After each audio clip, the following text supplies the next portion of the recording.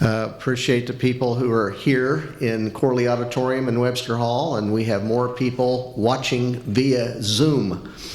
It is my pleasure to introduce Dr. Fredrick H. Smith, who is an assistant professor and coordinator of the Global Studies program in the Department of Liberal Studies at North Carolina A&T State University, which is the largest of the historically black colleges and universities in the United States.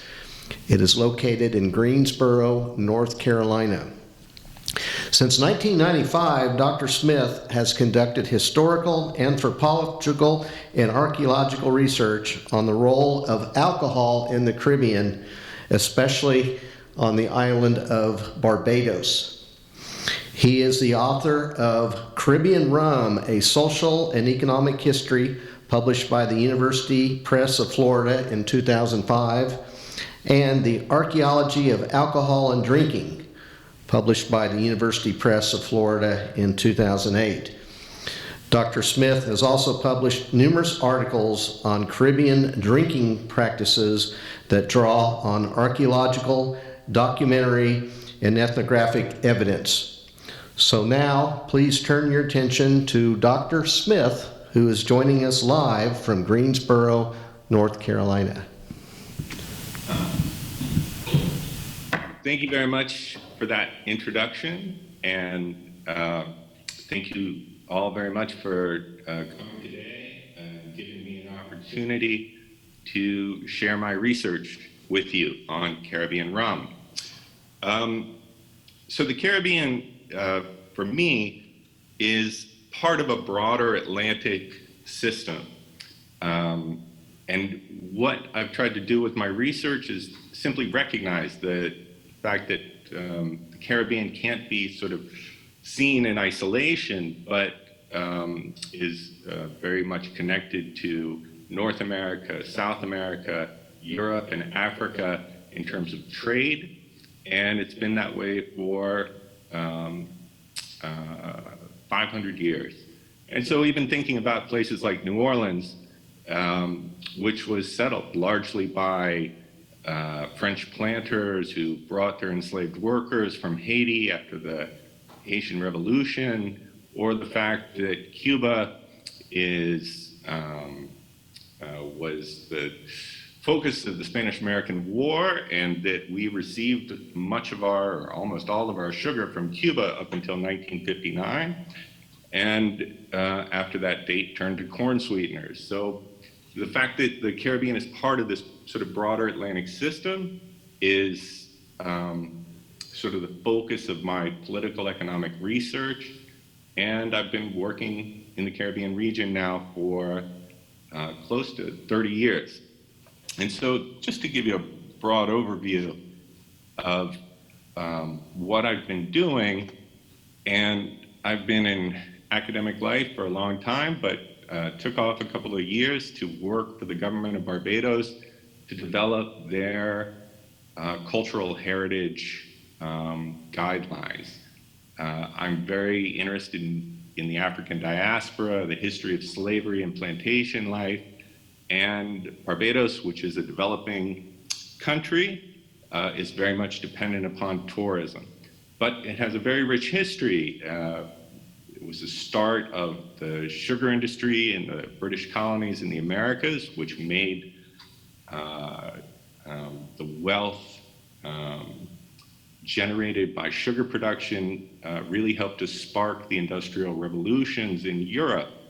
And this is an argument that the famous historian and Prime Minister of Trinidad and Tobago, Eric Williams, wrote in his book, Capitalism and Slavery, that if it wasn't for the development of sugar colonies in the Caribbean, that it never would have sparked the Industrial Revolution in Europe, which led to a great deal of wealth and a great deal of change.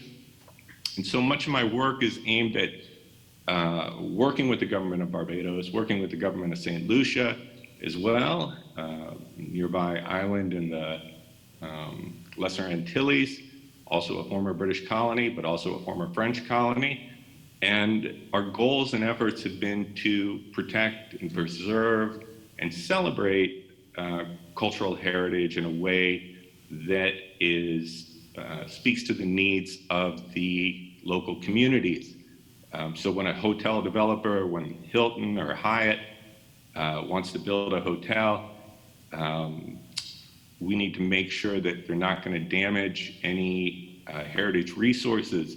And so one of the big problems is that much of the history of slavery is disappearing in this modern landscape of hotels and tourism. And so our efforts have been aimed at protecting sites associated with enslaved peoples, sites associated with the indigenous peoples of Barbados who were there for thousands of years before the arrival of Europeans, looking at the religious history of the island, the history of Jews, of the Baptist Church, of Methodist Church, but also sites associated with African-descended spirituality.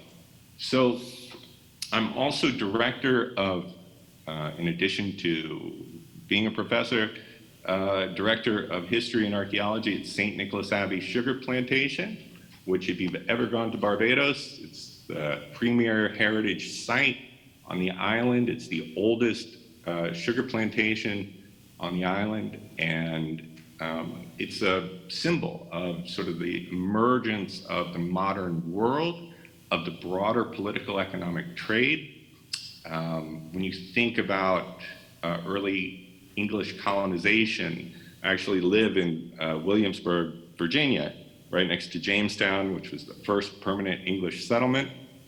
But those early colonists really struggled. They grew a little bit of tobacco, which helped to support the settlement.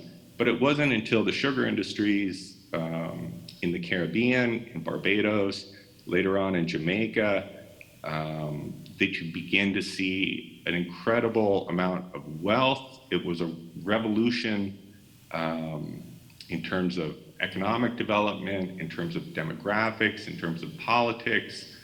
And so the Caribbean is, and so the work that I've been doing at St. Nicholas Abbey is really trying to highlight the role of enslaved laborers on the estate and the work that they did, but also the tenant farmers in the post-emancipation period, looking at the African diaspora in much the same way that if you go to Monticello in Charlottesville, Virginia, or if you go to Mount Vernon in Alexandria, Virginia, that you see a history of elites.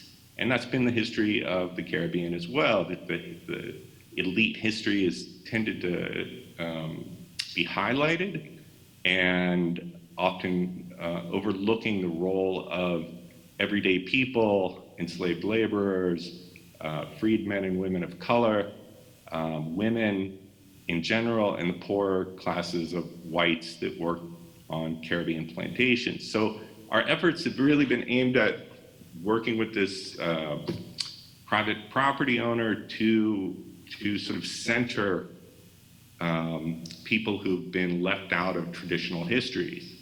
And so part of that effort includes a program that I've run for many years as a study abroad at different universities, University of Florida when I was there, Western Michigan University for a few years when I was there, College of William and Mary, and bringing students to do archaeological research and to identify what we can from the archaeological record, because enslaved peoples, native indigenous peoples, poorer classes did not leave documentary records. So oftentimes it's only the archaeological evidence that we find that really gives us some insights into the lives and the day-to-day lives of ordinary peoples in the Caribbean. And this is one of the most important sort of things that we do, is protecting and preserving historical structures. Now, this is one of the last remaining slave huts, what they called slave huts, in Barbados. This dates to the 18th century. It's obviously got a modern roof on it, but these were the houses for enslaved peoples who worked on plantations in the Caribbean and Barbados. And by doing this research, we are helping to ensure we're recording information about the sites, but we're also advocating for the protection of these sites so that they don't get destroyed when somebody wants to build a golf course. And let's see. And a lot of this is also about bringing together students from the United States and the Caribbean to work together in ways that are aimed at developing a heritage so that there's an educational component to it. In a British colony, former British colony like Barbados, the children in school still learn the kings and queens of England, and they don't really get a sense of the African past, even though 90% of the population are descendants of enslaved peoples, enslaved Africans who were brought over during the 17th and 18th centuries. And so, and it's very important also for the fact that there are many Barbadians, for example, who live in New York, who live in Toronto, who live in London. And when their children and grandchildren come back to the island, we want them to be able to see the places where their ancestors lived, where they socialized, and not just simply see lots of nice fancy hotels and white sand beaches, which is what most people go to Barbados to see. And so there's a strong educational component, working with local school teachers, and as I say, training. There's a heritage tourism component to it as well. One of the projects I worked on was the George Washington House. George Washington went to Barbados and was a young man at 19 years old. He spent 7 weeks there. It was the only place that George Washington ever traveled outside the United States. He went there because his brother was ill. While Washington was there, he himself contracted smallpox, which many Barbadians say helped prevent him from catching smallpox, which decimated the soldiers during the American Revolution. So our efforts have a tourism component as well because it brings in money to this developing island nation. And so, as I said, most of my research has been focused on the African diaspora, and I'm particularly interested in the transfer of West African cultural traditions to the Americas. So what survived the violence in the Middle Passage? What cultural aspects of Africa are there? And this, for example, many of you may recognize as a cowrie shell. This was actually found on an archaeological site of a slave village up at St. Nicholas Abbey. And these were worn as necklaces. They were braided into hair. They were worn as necklaces, anklets, bracelets. And it's one of the few things that enslaved peoples were able to bring with them across the Atlantic. So the fact that you find this little cowrie shell opens up an opportunity for discussions about the transfer of West African traditions, about adornment. These were also used for games, and they were also used as a sort of a form of currency. And so to find this little cowrie shell opens up a larger story about the transfer of West African cultural traditions. One of the other things, and one of my favorite discoveries up at St. Nicholas Abbey, are these little ceramic discs. And if you look at them, they're broken pieces of pottery. Now, if you live in a small island and you're dependent upon goods coming in from overseas, nothing goes to waste. The Caribbean is we live in a modern society where everything is disposable, but in the 17th and 18th centuries, you relied on the few ships that were coming in every year for whatever goods you could find. And so when a plate or a teacup or something broke on the plantation, it wasn't simply thrown away, but it was often recycled and reused and repurposed for other things. And these little ceramic discs were made from broken pieces of pottery, and they were probably used by enslaved peoples at St. Nicholas Abbey for a West African game, which was very popular in the Akan societies of what is today Ghana and the Igbo societies of what is today Nigeria. And the game was called Wari, and it's often also referred to as Mancala.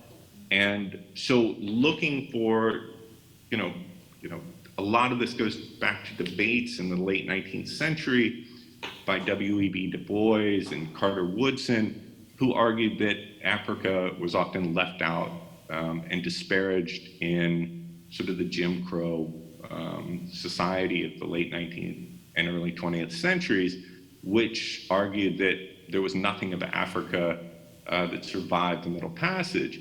But in fact, if you look at the archaeological record, you can find that a great deal of cultural traditions, from adornment to gaming practices, did in fact survive and take hold and take root in the societies of the Caribbean and the societies of North America and South America within the African diaspora. And it really shows the adaptability, because you had enslaved peoples coming from not just one particular ethnic group, but from multiple ethnic groups who had different traditions.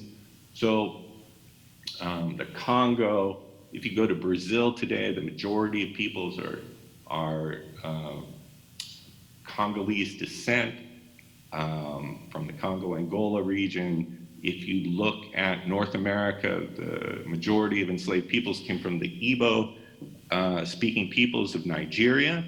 If you go to Jamaica, it also has a great deal of Igbo influence.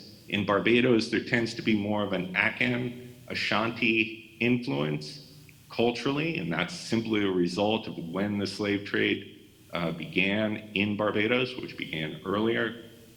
And if you go to Cuba, you'll see a great deal more of Yoruba influence in terms of cultural traditions. Now, for example, voodoo in Haiti is very much influenced by the Ajafan speaking peoples from what is today Benin, but it also incorporates traditions from the Congo and from Nigeria and from different ethnic groups that ended up in the slave trade. And so this really highlights the adaptability of culture, but more importantly, the creolization, the birth of an entirely new African-American culture, which is based on a variety of different African ethnic groups, but also Europeans, as well as Native American peoples. Now, North Carolina, where I am right now, the Cherokee peoples were very strong here, and most people can trace their ancestry back, not just to African descent, but also to Native American descent through the Cherokee. And so it really highlights the sort of hybridity and development of an entirely new culture based on a variety of different ethnic groups. Now, one of the things that I wanted to focus on and that I was interested in and that nobody had looked at before was the drinking practices of enslaved peoples and how they transferred from West Africa to the Caribbean, and really tried to highlight the social and spiritual aspects of alcohol within those societies. And alcohol was widespread in the Caribbean, and rum in particular. And if you ask anybody today, from the Caribbean, in many ways it's a defining aspect of Caribbean culture. There was a popular song in the 1920s or 30s called Rum and Coca-Cola, which was remade by the Andrews Sisters sort of between the wars. And the song is really about the mixing of American and Caribbean cultures, rum representing Caribbean cultures and Coca-Cola representing the United States.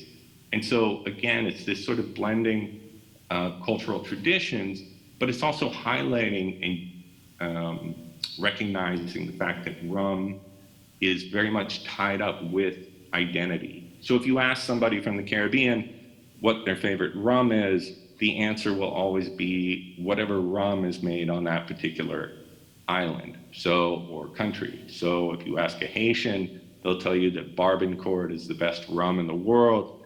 Jamaicans will always tell you that Appleton is the best rum.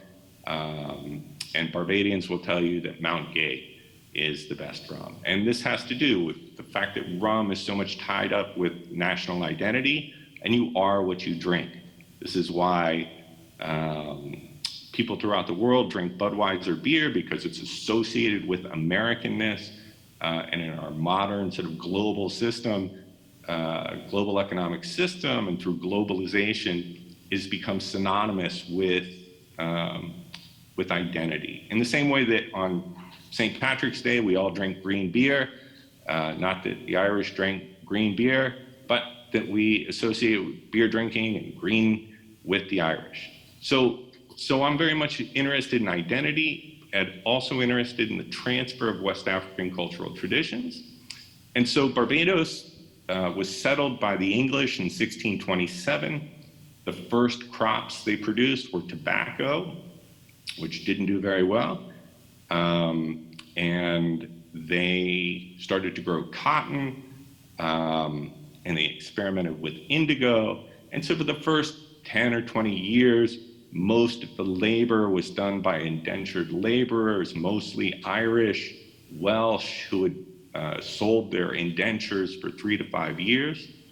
And tobacco was an important product, an important commodity, but they couldn't compete with the tobacco producers in the Chesapeake regions of Virginia and North Carolina. And so as a result, the island struggled economically. And those first English settlers came from societies in England where alcohol was very important, where they drank beers and they drank ale for social purposes, but also for nutritional purposes. One of the interesting things about alcohol is it's often safer to drink than the local waters. So in England, in Europe, you see beer consumption very much associated with health. I mean, we still associate alcohol with health. If you look at most of the medicines today for cough syrups and things like that, alcohol is a primary component. And alcohol, beer, making beer actually kills the microbes, the alcohol, the ethanol itself, and makes for a safer drink than water in many cases. The interesting thing here is that the Europeans, the English that got to Barbados, didn't know how to produce alcohol from the local resources, and they relied on the native peoples. And this image is of Carib Indians who are making a drink called wiku, and it was made from the root of the cassava plant. And you can see in the lower corner that this is produced by women, and these women would chew the cassava, and they would spit it into a large pot. It would be boiled. It would be put into these containers known as conneries, where after about 14 days, it would ferment into a fairly strong beer. And this is a Carib Indian drinking festival.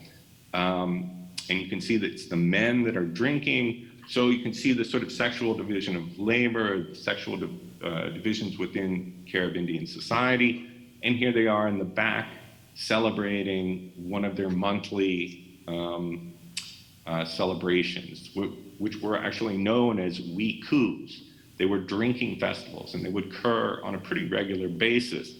The interesting thing is that once Europeans arrived, they introduced alcoholic beverages such as beer and wine into native Caribbean societies, which really undermined the symbolic and social capital of women within these societies, because this drink was not only important for social reasons, but it was also important for spiritual reasons, for making connections between the physical and the spiritual worlds. And so by introducing European drinks, this undermined the production of local drinks, which were done by women. And it's really interesting to see how simply small changes in one part of the system can affect the entire social structure of a society.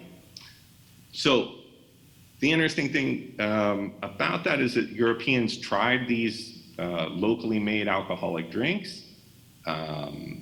They experimented with everything. The English fermented pineapples, they fermented grapefruit, they fermented bananas, plantains, anything they could, because they wanted alcohol. And in part, alcohol, rum, or alcohol made from these different fermented drinks, so it was a way to cope with the challenges of life in early Barbados. So in the 1640s, the Dutch, who had been in Brazil, had been kicked out by the Portuguese. They had conquered a northern part of Brazil in the 1630s, and they had established sugar industries, but the Portuguese eventually ousted the Dutch, and the Dutch were looking for a place to reestablish their sugar industries, and they settled in Barbados. They brought with them the knowledge, the capital, the technology, and a large number of enslaved workers to work on sugar estates. And you can see here sugarcane. So this transformed Barbados. Barbados was a small colony, a few thousand English settlers, but sugar had transformed Barbados not just economically, but also environmentally in what was called the Great Burning. All of a sudden, all the inland areas of the island were set ablaze so that planters could start establishing sugar plantations. It had a demographic impact as well, because the labor system from indentured servants, who made up the bulk of the labor force, switched to enslaved Africans. And that has to do with the nature of sugar production. But it's interesting that sugar, and the reason why I focus on Barbados is because Barbados was really the birthplace of rum making. Sugar planters were very efficient people, just like any farmers are today. You don't let anything go to waste. So once you were done grinding the sugar cane, and you'll see here in the background is a mill wall. This would have had a windmill on top of it, and right next to it is a smokestack. So when planters in the 19th or late 18th century switched to steam power, they got rid of their windmills and started using steam engines. And it's a nice little contrast there showing the evolution of the sugar industry. But what's interesting is that in the 1640s, that distilling was also starting to emerge as an industry that was coming out of the shadows. Physicians knew how to distill. Distilling was done for perfumes. It was done for medicinal reasons. The brandy industry was starting to sort of take off, and brandy is distilled wine. But most Europeans were still drinking beers and ales. Liquor, spirits were not a common part of European societies or any societies in the world.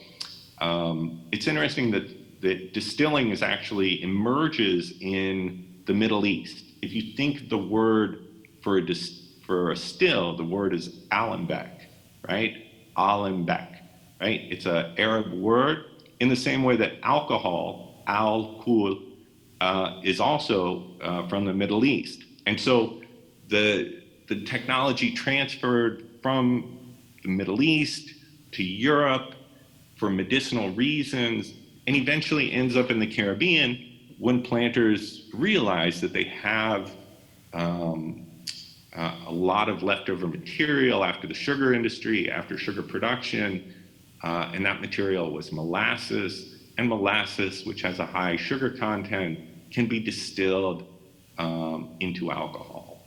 And so in the early days of alcohol production, and just to show you, all of a sudden, with the shift to sugarcane, you see a shift in demographics as well.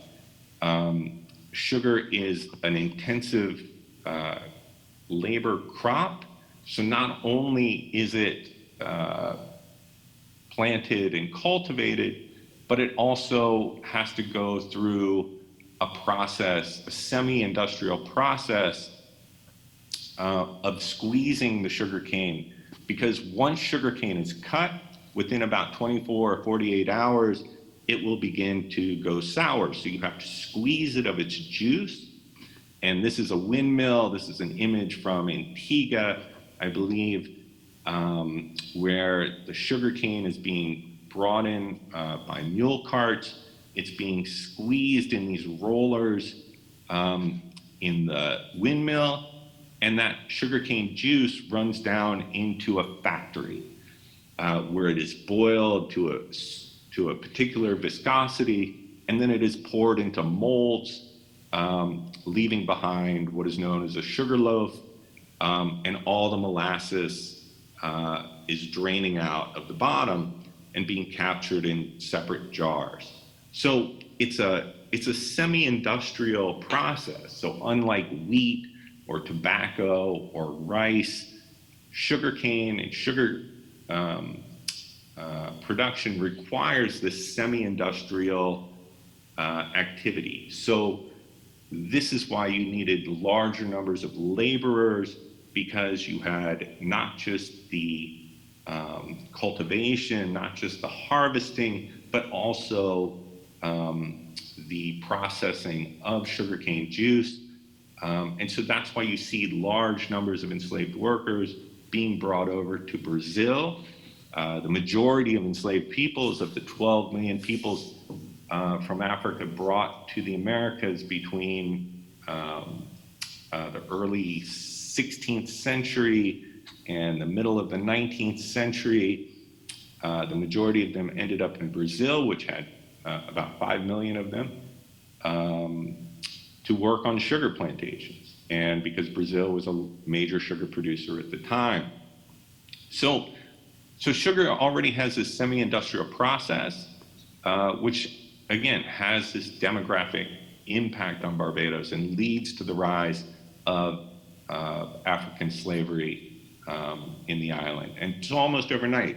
With the introduction of sugar, the population of Barbados goes from predominantly white to predominantly black, and indentured servitude, the cost of indentured servants is increasing so much that African slaves become the source of labor in the Caribbean. And so the first sugar mill or the first distillery is actually identified in Barbados in 1647.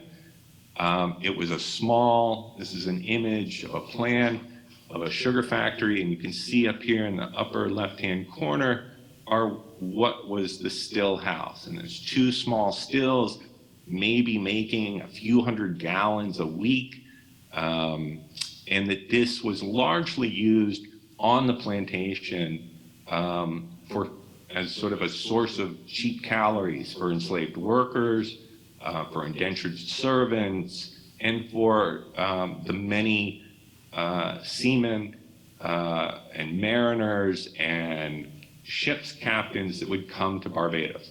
Those ships left Europe loaded with brandy and beer, again, because the sailors recognized the salubriousness, the medicinal aspects, the health aspects of drinking alcohol, especially on these long sea voyages.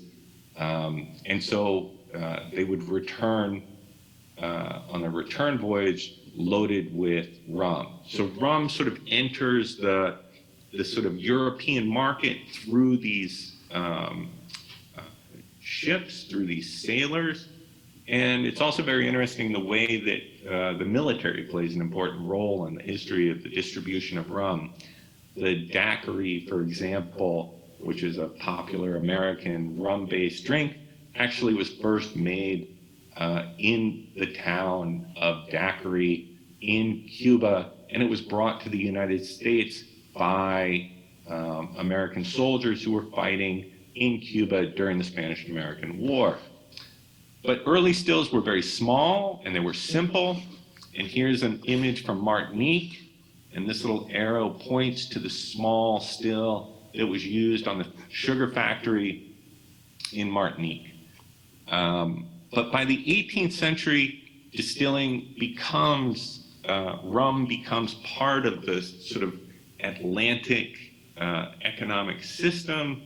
The American Revolution, for example, you begin to see distilleries popping up in Boston and Connecticut, New York, that are buying cheap molasses from French Caribbean planters, and British Parliament didn't like that, and in 1733 imposed the Molasses Act, which was one of the sparks of the American Revolution.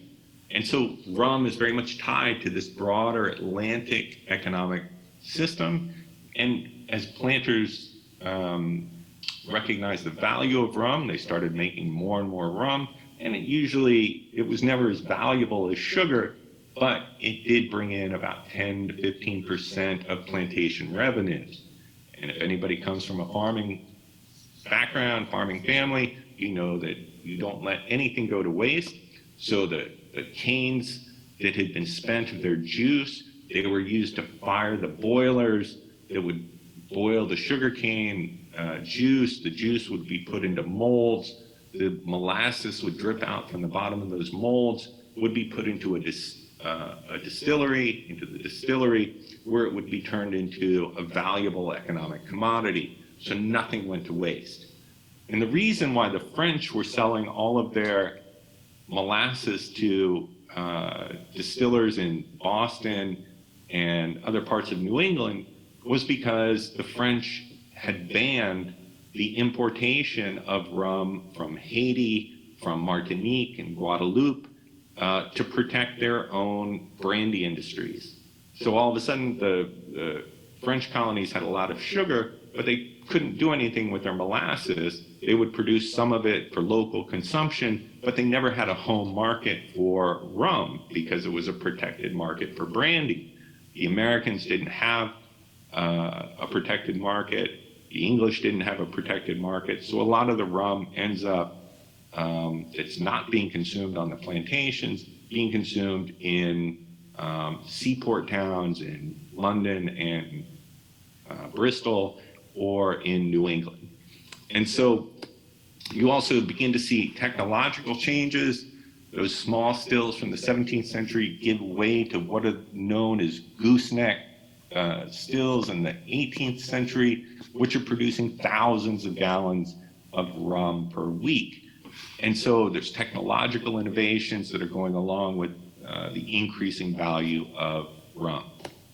So here's an image of Bridgetown, Barbados, and you can see hundreds of ships were coming there every year, turning Bridgetown into the wealthiest English colony in the 17th century. We all sort of have an American focus in our educational system and our history classes, which tell us a very Americentric view of the world. But in fact, in the 17th century and 18th centuries, Barbados was a bustling seaport, drawing hundreds of ships a year, producing a valuable economic commodity, sugar as well as rum, as well as molasses. And it's interesting to think also when we think about Haiti today, and people think about Haiti and they think about economic development, political instability, but in the 1780s, 1790s, Haiti a French colony known as Saint-Domingue produced half of the world's sugar and 3/4 of the world's coffee. And so think about how valuable, it was so valuable to the French that after the 7 Years' War, 1763, the British gave the French the option of keeping French Canada or keeping their colonies in the Caribbean. And so the French had no second thoughts, and they gave away French Canada and held on to Saint-Domingue, they held on to Martinique and Guadeloupe, and that's why today, if you look at Quebec and Montreal, they were basically gifted to the British Canada after the 7 Years' War. So, and rum was traded. There were no distilleries in the U.S. South. There was one small distillery in Charleston, South Carolina, but it was used to for enslaved workers in North Carolina and South Carolina. It was traded to Native Americans in New England as a way to stimulate the skins trade and the fur trade. And one of the interesting things for me is the fact that you can't look at this country anywhere and not see the impact or the evidence for slavery. And I just threw this image in here because it's an image of Paul Revere. And the image of Paul Revere is not as important as the table that Paul Revere is sitting at. And this is a mahogany table. And these mahogany tables were produced from mahogany that was cut down in the Guyanas, cut down in other parts of the Caribbean, and turned into furniture by enslaved workers as part of this sort of trade, global sort of trade that is beginning during this time. And so it's just fascinating to think that all around us is the evidence for the history of slavery, and you just have to look for it. Now, I was doing research on plantation account books, and every plantation had an account book which listed the names of every single enslaved worker on those plantations. And this is a sample copy of one of those pages. Again, we don't have documentary evidence from enslaved peoples themselves, but we do have information about enslaved workers on particular estates. This would list the number of slaves, their particular name in this column, their age, whether they were Creole, and Creole means that they were simply born in Barbados, but some of them were from the Congo. Here's an individual from the Congo.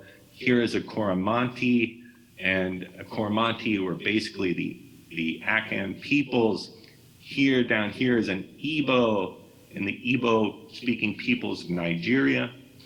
This next column would tell you what kind of work they did, and on sugar plantations, the majority of workers were engaged in the fields, but there were a lot of skilled positions as well, including masons and cooks and boilers and watchmen and drivers and coopers, because again, sugar was this semi-industrial commodity. Now, this last column here is what got me, because it tells you different things about the aspects of the enslaved individuals themselves, like, and how they work and their work ethics and their health issues. And one individual named Thomas was 37, and he was a cook, and it lists that he drinks as much as ever. Now, there was only one other individual who was identified for their drinking. So if you were to start to think, was alcoholism common among enslaved peoples? Well, out of 450 some odd enslaved workers on this particular estate, there were only 2 who were identified as drinking heavily. But you begin to look for evidence of the role of alcohol within enslaved communities. This is a runaway slave ad from Virginia, and it is from Albemarle County, and it talks about an individual named Sandy who is greatly addicted to drink, and when drunk is insolent and disorderly. Now, hold on. Oh my God, a bunch of my time.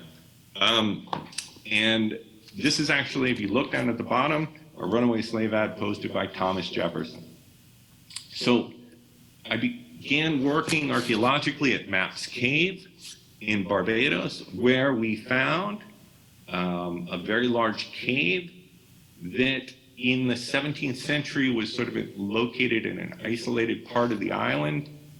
And we know that there were runaway slave communities, there were maroon communities that escaped the plantations. And here's an image of enslaved peoples being chased by an Englishman who was trying to get them back into the plantations. But what's interesting is that the cave had a lot of Amerindian materials that runaways were using to sort of recycling the Amerindian materials in order to survive their flight. But we also found that in the 18th century, a lot of 18th century material was also present. And by the 18th century, this cave had basically been incorporated into the larger plantation context. And so what is all this material doing here? It obviously couldn't have been used as a place for runaways and for maroon communities to develop. And so what was the function or the purpose of this cave? Because it had been modified, there was a wall. This is the wall that was built in front of the cave. There was a wall, retaining wall built inside of the cave. There was a hole cut in the roof. And we found a lot of alcohol-related materials, especially glass bottles and stoneware drinking mugs. These date from the late 18th and early 19th centuries. We also found a lot of these ceramic bowls known as conneries.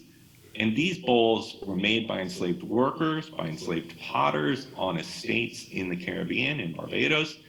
And they are identical to pots that were used in West Africa, in Nigeria, in what is today Ghana, and what is today Nigeria, for the production of palm wine. Now, what were the social and symbolic meanings that enslaved peoples in Barbados attached to alcohol? In order to understand this, you have to go to the departure points for enslaved peoples.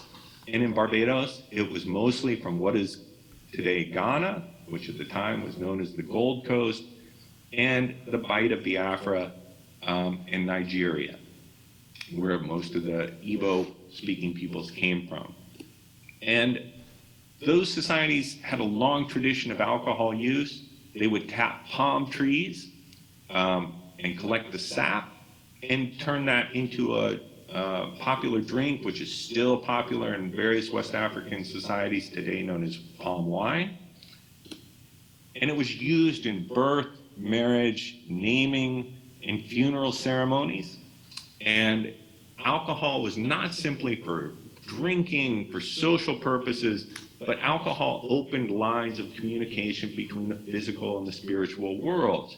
And you find that today, for example, in Haitian voodoo, or Cuban Santeria, or Obia in Jamaica, where people will pour libations for the ancestors, for the gods, for the Orishas, whether it be Ogun or Mamawata, or the various Orishas that come from these different areas of West Africa.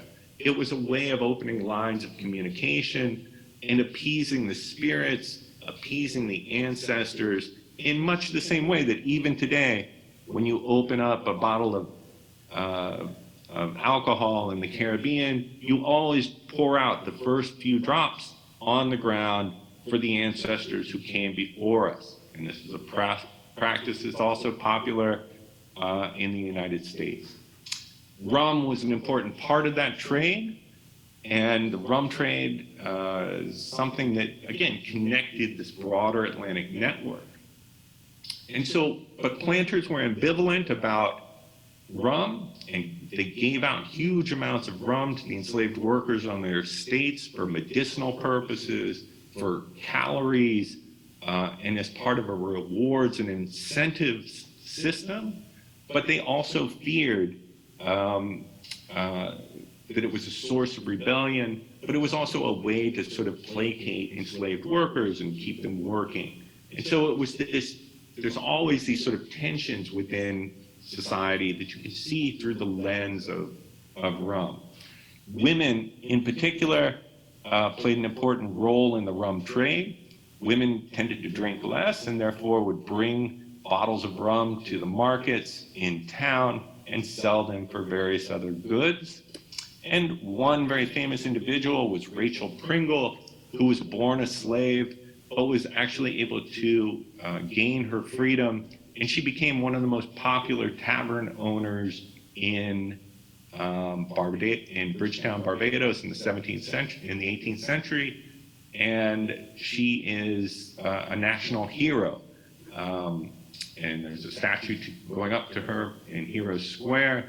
And again, it shows the opportunities for mobility within the slave communities, within the freed community, and alcohol often provided those opportunities.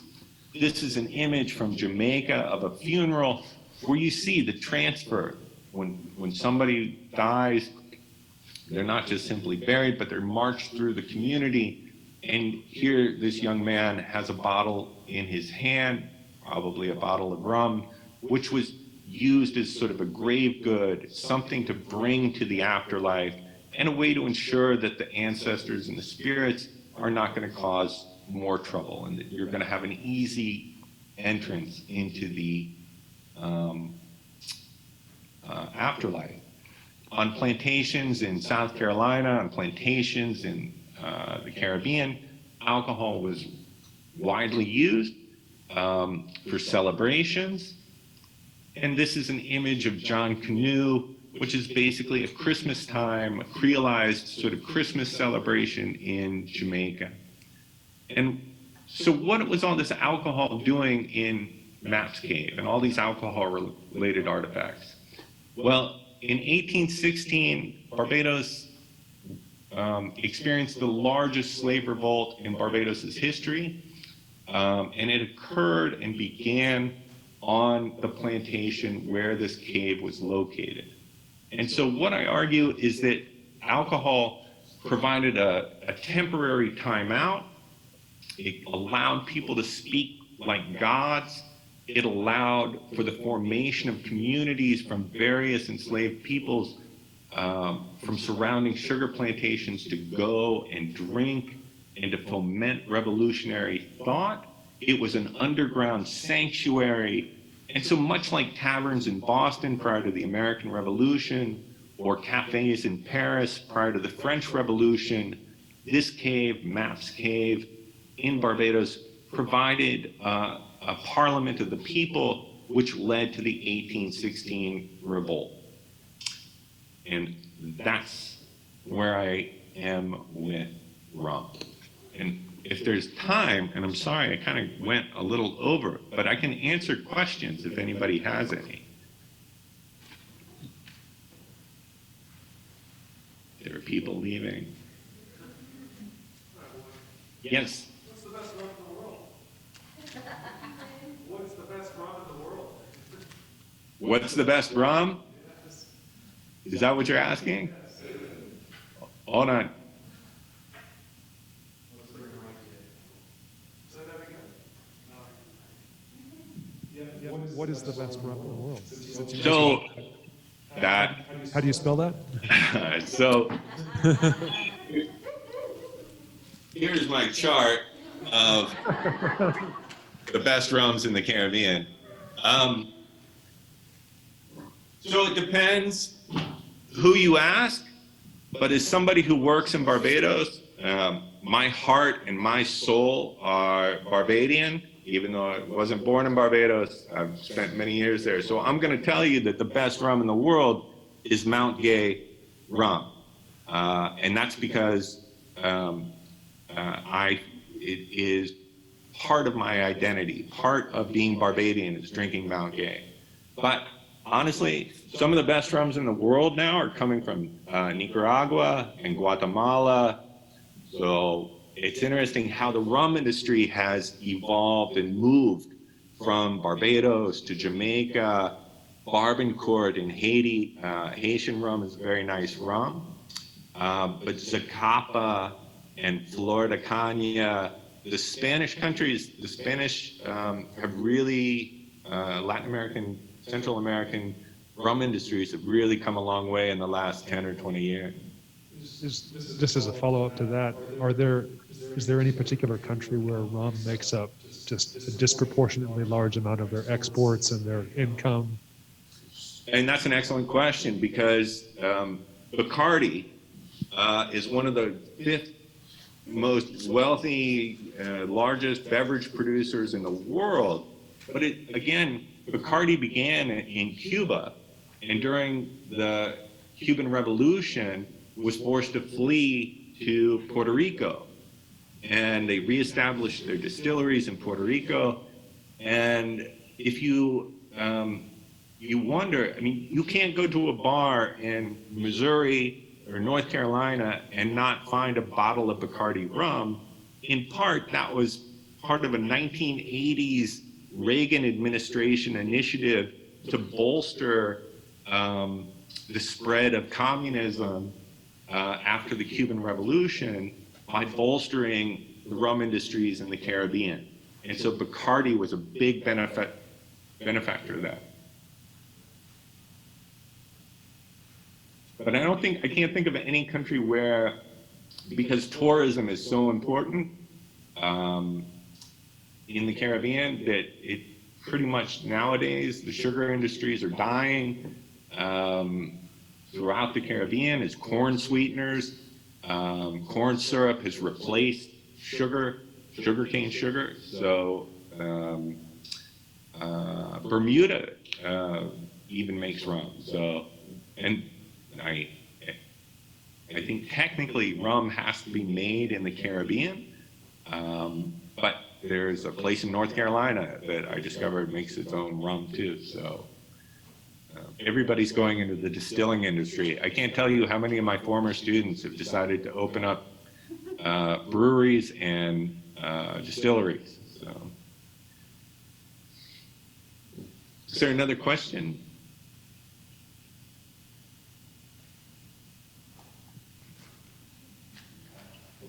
Thank you very much, Dr. Smith, for a fine presentation on Caribbean rum and a little bit of history. Well, thank you, and I hope you all enjoyed it, and thank you for giving me the opportunity to share that my research with you.